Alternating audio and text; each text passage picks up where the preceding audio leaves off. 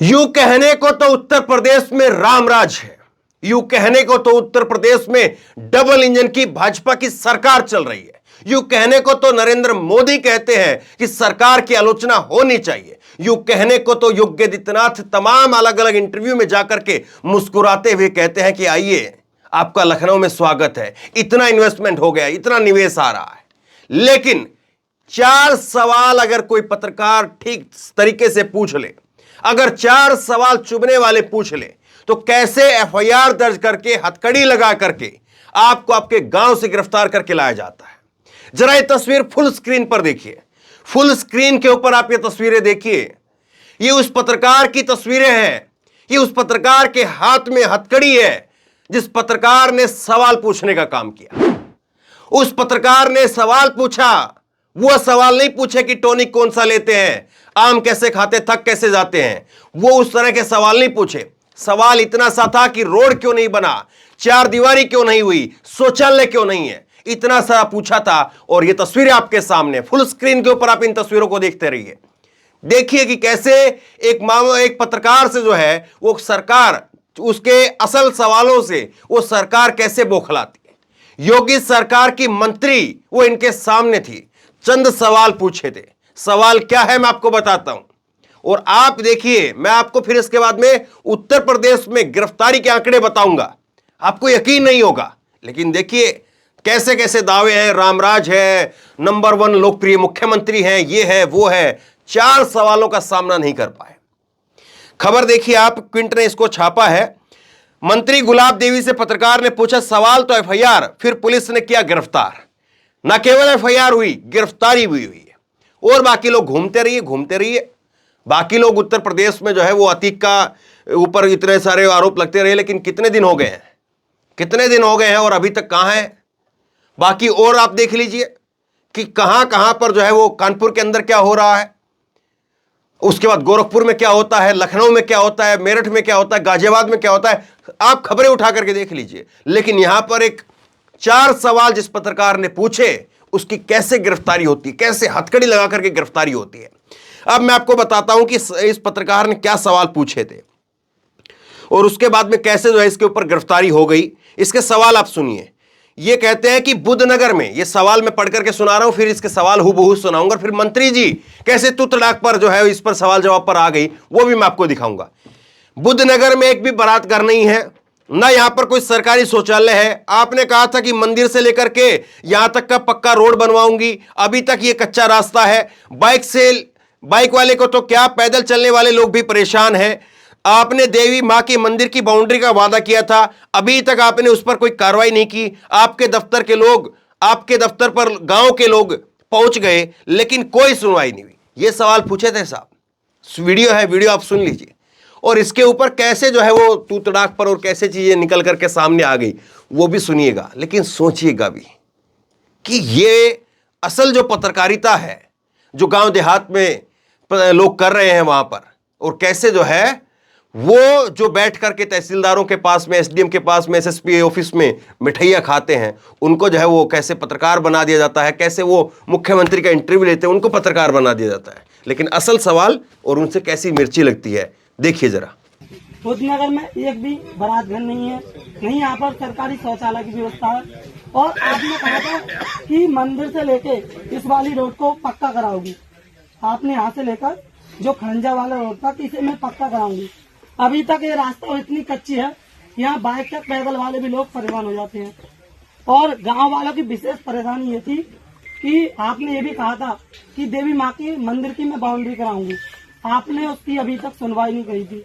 इस पत्रकार ने ये चंद सवाल किए थे, और कैसे फिर उत्तर प्रदेश में योगी आदित्यनाथ की सरकार की, डबल इंजन की सरकार की मंत्री साहिबा परेशान हो गई। गुलाब देवी ने कहा कि तेरी निगाहें मैं बहुत देर से पहचान रही हूं। बताइए, पत्रकार से जो है वो तेरी निगाहें, तेरी, तू पता नहीं क्या क्या। जब तू वहां खड़ा था तब भी मैं तेरी निगाहें पहचान रही थी। तू जो बातें तूने कही हैं, देखिए तूने गिनते जी कितने तू तड़ाक किए हैं। जो बातें तूने कही हैं वो सारी बातें ठीक है, अभी समय नहीं निकला है। गांव कुंदनपुर तू भूल गया, कुंदनपुर भी मेरा है, बुद्धनगर भी मेरा है, ये दोनों गांव मेरे हैं। मैंने जो वादे किए थे मैं उन्हें पूरा करूंगी, जो काम तुमने बताए हैं वो सब काम होंगे। और उसके आगे कहती है कि पत्रकार के तरीके से सवाल पूछो, पत्रकार के तरीके से। ये सवाल जो पूछे थे कौन से तरीके के थे? हाँ, आजकल की पत्रकारिता वाले सवाल नहीं है। आजकल की पत्रकारिता में वो टॉनिक वाले थकते क्यों नहीं है, वो ऐसे ऐसे सवाल हैं। आजकल की पत्रकारिता के सवाल नहीं है। मंत्री जी ने ठीक कहा, सुनिए जरा एक बार मंत्री जी का जवाब, और तू तड़ाक गिनिएगा इसमें कितनी बार हुआ है, और कहने का लहजा देखिए आप, सुनिए जरा। तेरी निगाहें में बहुत देर से पहचान नहीं थी जी। जब तू वहाँ खड़ा था तब भी मैं तेरी निगाहें पहचान नहीं थी जी जी। और जब बात रखी है तो रखन दो बात, तेरी निगाहें पहचान नहीं थी जी जी। ये सारी बात तेरी ठीक है जी जी। जो तूने कही है, अभी समय नहीं निकला है।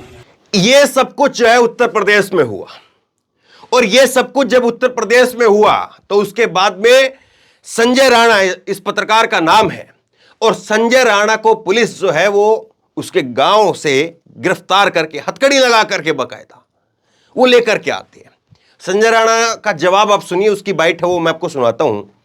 ये कह रहे हैं कि 75 लाख रुपए का मंत्री जी हिसाब दे रही थी कि 75 लाख रुपए जो है आपके गांव के तरक्की के लिए दिए जा रहे हैं, लेकिन जब वहां पर काम को देखते हैं तो 10 लाख का काम भी नहीं दिखता है। कहां 75 लाख और कहां 10 लाख भी नहीं है। सुनिए जरा, संजय राणा का कहना है कि मैंने कोई गलत काम नहीं किया। मंत्री जी ने पुलिस से कहा है कि इस लड़के ने मुझसे सवाल जवाब क्यों किए, मैंने कोई गाली गलौच नहीं किया, मेरे पास पूरा वीडियो है, मेरे ऊपर लगे सारे आरोप गलत हैं। पत्रकार संजय राणा। तो सुनिए जरा संजय राणा को। मैंने मंत्री जी से सवाल जवाब किया था, उन्होंने कहा था कि 75 लाख के गांव की तरक्की के लिए दिए जा रहे हैं, और वहां पर 10 लाख का हिसाब भी नहीं है।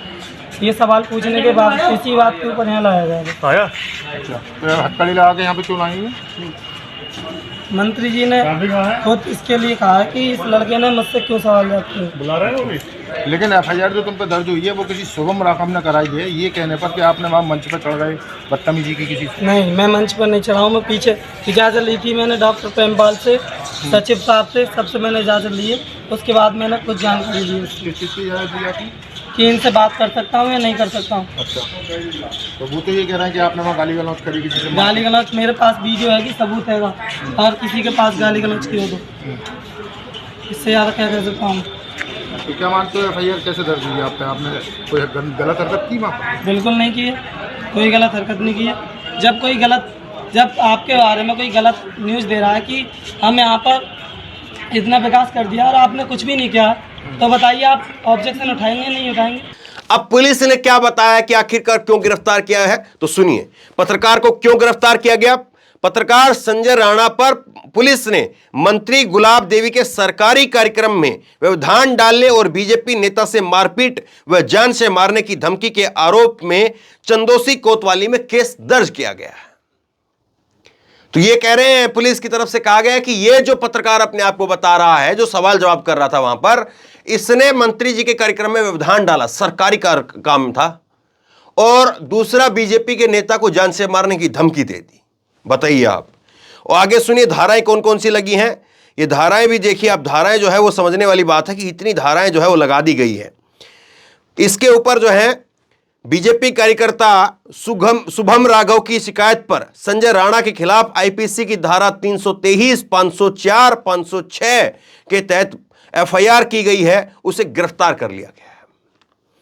अब इस पर जो है वो रणविजय ने लिखा है, यूपी के संभल में पत्रकार संजय राणा ने यूपी सरकार की मंत्री गुलाब देवी से तीखे सवाल करने का गुनाह किया। पत्रकार पर एफआईआर हो गई है, गिरफ्तार कर लिया गया है।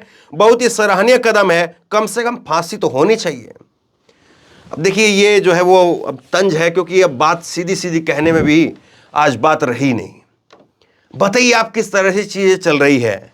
अब मैं आपको एक डाटा दिखाता हूं जो मैंने शुरुआत में आपको कहा था। रणविजय ने ट्वीट किया है, इसमें लिखा है पत्रकारों पर एफआईआर करने में यूपी नंबर 1 है। यूपी में साल 2010 से 2020 के बीच पत्रकारों पर 29 मुकदमे दर्ज हुए। इनमें से 27 मुकदमे साल 2017 से 2020 के दर्ज हुए।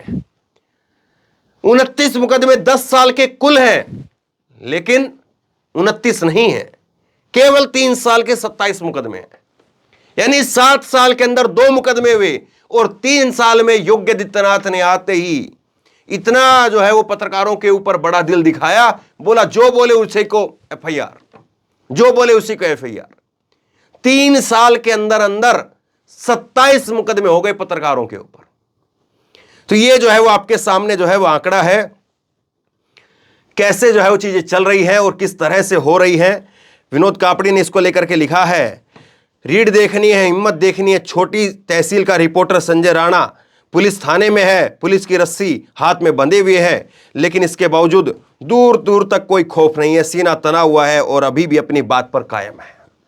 सवाल यह है कि ये खबर हमने भी पढ़ दी, इस खबर के ऊपर बहुत सारे और जो पत्रकार हैं वो भी वाहवाही दे रहे हैं, लेकिन सोचिए जरा क्या हालत होगी। गांव देहात में जो रिपोर्टिंग करते हैं, तहसील के अंदर, जिले के अंदर जो रिपोर्टिंग करते हैं, किस तरह का खौफ होगा, सोचिए जरा।